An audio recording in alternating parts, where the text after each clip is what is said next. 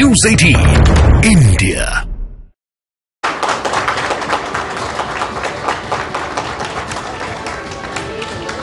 आप देख रहे हैं देश का number 1 Hindi news channel news 18 India. चर्चा का सबसे बड़ा मंच न्यूज 18 इंडिया चौपाल एक बार फिर यहां पर शुरू हो रहा है, एक बहुत ही खास मेहमान के साथ में। बॉलीवुड के एक ऐसे सितारे हमारे साथ इस वक्त मौजूद हैं जो जिस भी फिल्म में होते हैं तो फिल्म सुपरहिट हो जाती है। बैक टू बैक सुपरहिट फिल्मों की एक कतार लग जाती है, इसलिए वो जनता के दुलारे इन दिनों बन चुके हैं। सच कहें तो वो हीरो नहीं बल्कि हमारे और आपके बीच के ही लगते हैं, यानी कि अभिनय से वो खुद को इस कदर जिंदा कर चुके हैं कि बॉलीवुड का मान बन चुके हैं। करोड़ों दिलों की धड़कन अब वो बन चुके हैं। जोरदार तालियों के साथ आप जरूर स्वागत करें आयुष्मान खुराना का, और उनसे बातचीत करेंगे मेरे सहयोगी किशोर अजवाणी।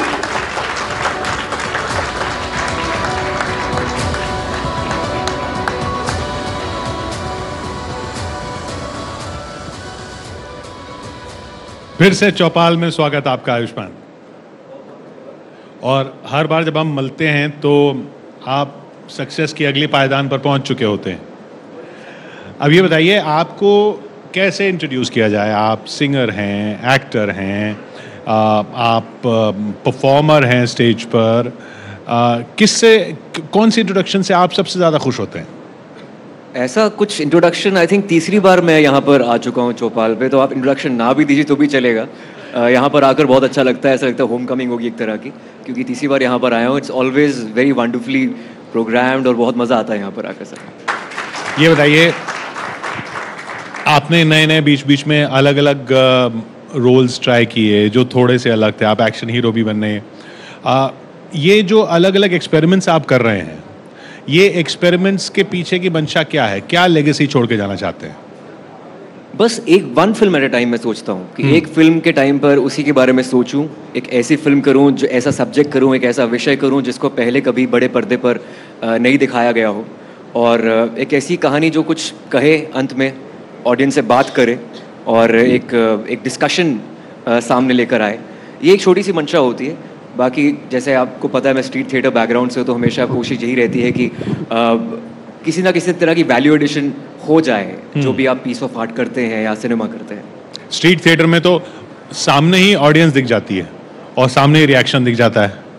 और आपको भी याद होगा वो दिन जब कभी रिएक्शन नहीं आता था ऑडियंस का या स्ट्रीट पे, तब क्या करते थे और यहाँ पर क्या करते हैं? ये बहुत ही अलग दोनों चीज़ें हैं। थिएटर का यही एक खूबसूरत पार्ट ये है कि आपको इमीडिएट ग्रेटिफिकेशन जैसे कहते हैं, इमीडिएट रिएक्शन, वैलिडेशन ऑडियंस से मिल जाती है। और हम काफ़ी इम्प्रोव करते थे स्ट्रीट थिएटर के टाइम पे, तो रिएक्शन हमारे थिएटर भी काफ़ी फ़नी होते थे, कॉमेडी होते थे, व्यंग होते, एक तरह के सरकाज़म होता, सटायर होता था सामाजिक मुद्दों पर। बट सिनेमा वैसा नहीं है। आप हमेशा क्रिटिक्स का रिव्यूज़ देखते हैं या फिर बॉक्स ऑफिस पर नज़र डालते हैं। सो दोनों की दोनों मीडियम्स अलग हैं, दोनों की ग्रामर अलग है, पर दोनों मज़ेदार हैं। इसमें कभी डिसअपॉइंटमेंट होती है कुछ रिव्यू देख के या बॉक्स ऑफिस कलेक्शन देख के? एक समय पे मैं खुद रिव्यू करता था। अच्छा। और जब रिव्यू करता था तो मैं भी बहुत बेबाक होकर कुछ भी बोल देता था। तो कभी कभी अगर रिव्यू नेगेटिव आता है। आप जब फिल्म क्रिटिक थे? मैं जब फिल्म क्रिटिक था तब मैं बहुत ही ऑनेस्ट होता था अपने रिव्यूज़ को लेकर, फीडबैक को लेकर। लेकिन अब जब कुछ ऐसा रिव्यू आता है जो थोड़ा सा नेगेटिव होता है तो मुझे लगता है कर्मा है। जब आप रिव्यू करते थे और लोग आज भी बहुत सारे एक्टर्स बोलते हैं कि ये जो रिव्यू करते हैं, जो क्रिटिक होते हैं, वो ये नहीं देखते कितनी मेहनत लगी है इसमें। लेकिन पब्लिक मेहनत क्यों देखे? पब्लिक क्यों देखे भाई आपने कितनी मेहनत की है? हमें तो आपको पिक्चर अच्छी लग रही है तो ठीक है, नहीं लगे आपने मेहनत की है नहीं की है वो आपकी प्रॉब्लम। देखो बात तो सीधी सी है कि पब्लिक का पैसा अगर खर्च हुआ है, वो चाहे वो किसी रेस्टोरेंट में खाना खाने जाए या फिल्म देखने जाए, पैसा वसूल होना ज़रूरी है। मेहनत वो शेफ़ भी करता है, मेहनत एक्टर्स भी करते हैं, डायरेक्टर्स, फिल्म मेकर्स करते हैं, बट ये उनका काम है रिव्यूअर्स का।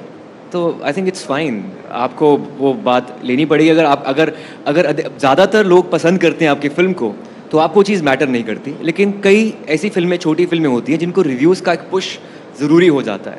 रिव्यूअर्स या वर्ड ऑफ माउथ उनके लिए बहुत ही ज़्यादा अनिवार्य हो जाता है। लेकिन कमर्शियल स्पेस में दैट्स लाइक रिव्यू प्रूफ। तो ये इसका पॉजिटिव नेगेटिव दोनों है। ये आपको डर नहीं लगता? आप कह रहे हैं एक एक फिल्म करके सोचते हैं और हम भी देखते हैं आप एक एक फिल्म करके सोच रहे हैं। अगर एक के बाद एक 2-3 फिल्में नहीं चलें या उनको वो रिस्पांस ना मिले जो आप चाह रहे हों, तो फिर मार्केट आपको भूलने लगेगा? अब आपका उसमें एफर्ट देखना चाहिए कि फिल्में अगर चली नहीं है तो क्रिटिकल अक्लेम तो मिलना चाहिए, दोनों में से एक बहुत ज़रूरी है। जैसे ड्रीम गर्ल 2 से पहले मेरी कुछ फिल्में नहीं चली थी पैंडेमिक के बाद, लेकिन उसका क्रिटिकल अक्लेम अच्छा था, चाहे वो एक्शन हीरो थी या डॉक्टर जी थी। कमर्शियली इतना अच्छा नहीं की थी, लेकिन नेटफ्लिक्स पर या फिर किसी OTT प्लेटफॉर्म पर काफ़ी अच्छा उसको रिस्पॉन्स मिला था। बट ड्रीम गर्ल 2 सिंस एक सेफ प्रोजेक्ट था, क्योंकि उसमें फ्रेंचाइज था, फैमिली एंटरटेनर थी, कॉमेडी थी, तो वो उसमें हमने सेफ खेला एंड आई एम ग्लैड वो 100 करोड़ कर पाई। बट हाँ, फिल्में हर तरह की करना ज़रूरी है, हार्डकोर कमर्शियल भी। अगर कमर्शियल नहीं है तो ऐसी फिल्म जो लोगों को कुछ कह पाए या फिर जो एक नीश ऑडियंस है उसको पसंद आ पाए। आप ड्रीम गर्ल की आपने बात की, उसमें 1 में तो आवाज़ का ही खेल था सारा, आप RJ भी रहे हैं। उस वक्त प्रैंक कॉल्स वगैरह आपके स्टेशन पे भी होते थे? देखिए, ड्रीम गर्ल की ट्रेनिंग मुझे मेरी टीन ईयर्स में मिल गई थी। अच्छा, कैसे? मतलब जो मेरी पहली गर्लफ्रेंड थी, तो उनके जब पापा फ़ोन उठाते तो मैं लड़की की आवाज़ में बात करता था, तो वो फ़ोन उनको तो ये मुझे नहीं पता था कि वो जो ट्रेनिंग जो मेरी पहली गर्लफ्रेंड के पापा से बात करने की थी, वो मुझे फिल्म में काम आएगी।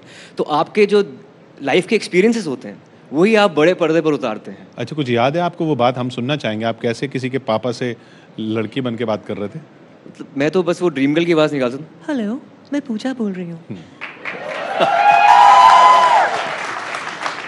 अंकल पूजा घर पे है, तो मतलब उनसे अंकल से बात करके बाद में। तो वो गर्लफ्रेंड्स, मतलब वो वाली गर्लफ्रेंड जिसके पापा से आप लड़की बन के बात करते थे, वो मैं तो 15 साल का था। हाँ, लेकिन ऑफ कोर्स उसके बाद कॉलेज में मुझे ताहिरा मिल गई थी, तो मेरी उन्हीं से शादी हो गई। तो वो वाला ब्रेकअप कैसे हुआ? हुआ ही नहीं? वो लॉन्ग डिस्टेंस हो गया था। आई थिंक वो चंडीगढ़ छोड़ के दिल्ली आ गई थी, तो मैं it's was little difficult. Phone पे तो लॉन्ग डिस्टेंस क्या होता है? तो फोन पे तो लॉन्ग डिस्टेंस कभी लास्ट नहीं करता मेरे हिसाब से, मुश्किल है थोड़ा। आपके RJ स्टेशन में प्रैंक कॉल्स होते थे, आपने कभी किए prank calls? Prank calls RJ time पे किए हैं, बिल्कुल किए हैं। लेकिन ड्रीम गर्ल 2 में सिर्फ आवाज़ नहीं बल्कि पूरा हुलिया ही बदला हुआ था। हाँ। तो उसमें सबसे अच्छी बात यह है कि सेल्फ लव को एक अलग लेवल पर मैं लेके गया हूँ। मुझे खुद से बहुत प्यार हो गया। जब खुद को मैंने मॉनिटर पर देखा अपने आप को, मैंने कहा इतना खूबसूरत तो मैं शायद कभी लगा ही नहीं ज़िंदगी में। तो मुझे लगा अगर मैं अपनी वाइफ को कभी चीट करना चाहूँगा तो इसके साथ करना चाहूँगा, और अलाउ भी कर देंगे क्योंकि मैं खुद ही हूँ। सो आई थिंक ये ड्रीम गर्ल 2 की खासियत थी। बट या प्रैंक कॉल्स तो ऑफकोर्स RJ रेडियो की ज़िंदगी का हिस्सा रही हैं, बट आई एम ग्लैड वो जो एक्सपीरियंसेस रेडियो के हैं या फिर असल ज़िंदगी के हैं वो ड्रीम गर्ल 2 में काम आए।